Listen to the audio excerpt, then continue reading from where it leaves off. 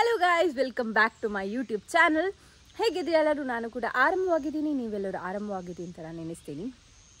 ಇವತ್ತಿನ ಒಂದು ಪ್ರೋಮೋ ನೋಡಲಿಕ್ಕೆ ತುಂಬಾ ಸಕ್ಕತ್ತಾಗಿದೆ. ಬಟ್ ವಿಷಯ ಏನಪ್ಪ ಅಂದರೆ, ಧ್ರುವಂತ್ ಇವರ ಮುಖವಾಡ ಕಳಚಿ ಬೀಳುವ ಸಮಯ ಅಂತ ಹೇಳ್ಬೋದು. ಯಾಕಂದರೆ ಪ್ರೀವಿಯಸ್ ಏನು ನಾವು 4 ವೀಕ್ಸಲ್ಲಿ ನಾವು ಧ್ರುವಂತನ್ನು ನೋಡಿದ್ವಿ. ಒಳ್ಳೆಯ ವ್ಯಕ್ತಿ ಅಂತ ಹೇಳ್ಬೋದು, ಒಳ್ಳೆಯ ವ್ಯಕ್ತಿತ್ವ, ಯಾರ ತಂಟೆಗೆ ಹೋಗ್ತಿರ್ಲಿಲ್ಲ, ಅವರಷ್ಟಕ್ಕೆ ಇದ್ದರು. ಆ್ಯಂಡ್ ಯಾವಾಗ ನೋಡಿದ್ರು ಮಲ್ಲಮ್ಮ ಅವರ ಜೊತೆ ಇದ್ದರು. ಅದೊಂದು ಖುಷಿ ಆಗ್ತಿತ್ತು ಒಂದು ನೋಡುವಾಗ. ಆ್ಯಂಡ್ ಆಫ್ಟರ್ ಮಲ್ಲಮ್ಮ ಹೋದ್ಮೇಲೆ ಇವರ ಮೇಯ್ನ್ ಕ್ಯಾರೆಕ್ಟರ್ ಏನಿದೆ, ಡಬಲ್ ಫೇಸ್, ಅದು ನಮಗೆ ಕರೆಕ್ಟಾಗಿ ಕಾಣಲಿಕ್ಕೆ ಸಿಕ್ತುಂಟು ಅಂತ ಹೇಳ್ಬೋದು. ಯಾಕಂದರೆ ಪ್ರೀವಿಯಸ್ ನಾವು ನೋಡ್ತಿರುವಾಗ ಒಂದು ಗುಡ್ ಒಪಿನಿಯನ್ ಇತ್ತು.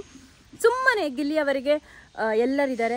ಅಶ್ವಿನಿ ಗೌಡ, ನಾನು ನಿಮಗೆ ನಿನ್ನೆ ಎಪಿಸೋಡಲ್ಲಿ ಕೂಡ ಹೇಳಿದ್ದಾರೆ, ಅವರಿಗೆ ಅಶ್ವಿನಿ ಗೌಡ ಅಲ್ಲಿ ತುಂಬ ವಾಲಿದ್ದಾರೆ. ಆ್ಯಂಡ್ ಗಿಲ್ಲಿಯವರಿಗೆ ತುಂಬಾ ಟಾಂಡಿಟ್ಟು ಟಾರ್ಗೆಟ್ ಮಾಡಿ ಮಾತಾಡ್ತಿದ್ರು. ಆ್ಯಂಡ್ ಗಿಲ್ಲಿಯವರಿಗೆ ಕಾರ್ ಕೆಡ್ಕೊಂಡು ಜಗಳಕ್ಕೆ ಬರೋದು ಅಂತ ಹೇಳಿದರೆ ಧ್ರುವಂತ್.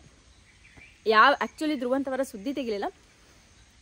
ಮತ್ತು ಧ್ರುವಂತ್ ಅವ್ರು ಮಾತಾಡಲಿಕ್ಕೆ ಸ್ಟಾರ್ಟ್ ಮಾಡೋದು ಇವರ ಸಹ ಬಿಡಲಿಲ್ಲ. ಆ ಟೈಮಲ್ಲಿ ಜೋರಾಯಿತು ಫೈಟ್.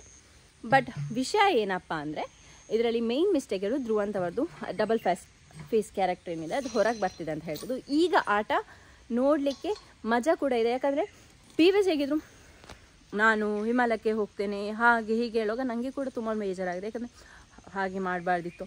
ಬಟ್ ನಾನು ಹೇಳ್ತೇನೆ, ಅಷ್ಟಿದ್ದವರಿಗೆ, ಅಷ್ಟು ಭಕ್ತಿಯಾಗಿದ್ದ ಬೇರೆಯವರ ನಾವು ನಂಜಿನರ ಕಟ್ಟೆಲ್ಲ ಮಾಡೋದಿಲ್ಲ. ನಾವಾಯಿತು, ನಮ್ಮ ಕೆಲಸ ಆಯಿತು, ನಾವು ಬಿಗ್ ಬಾಸ್ಗೆ ಯಾಕೆ ಬಂದದ್ದು ಅದು ನೋಡಬೇಕು. ಇದು ಗಿಲ್ಲಿ ಅಂತ ಇವರೇ ಮಾತಾಡಿ ಅವ್ರನ್ನ ಮೇಲೇ ಇಡ್ತಿದ್ದಾರೆ ಅಂತ ಹೇಳ್ಬೋದು.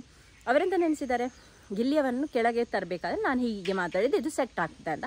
ಬಟ್ ಸಾರಿ, ಇದು ಸೆಟ್ ಆಗುವಂತಹ ಒಂದು ಇದಿಲ್ಲ ಅಂತ, ಚಾನ್ಸಸ್ ಇಲ್ಲ ಅಂತ ಹೇಳ್ಬೋದು. ವಿಲ್ ಸಿ ಇನ್ನು ನೆಕ್ಸ್ಟ್ ವೀಡಿಯೋದಲ್ಲಿ. ಸಿಕ್ಕಂಡಿಲ್ಲ, ಬಾಯ್, ಸಬ್ಸ್ಕ್ರೈಬ್ ಮಾಡಿ.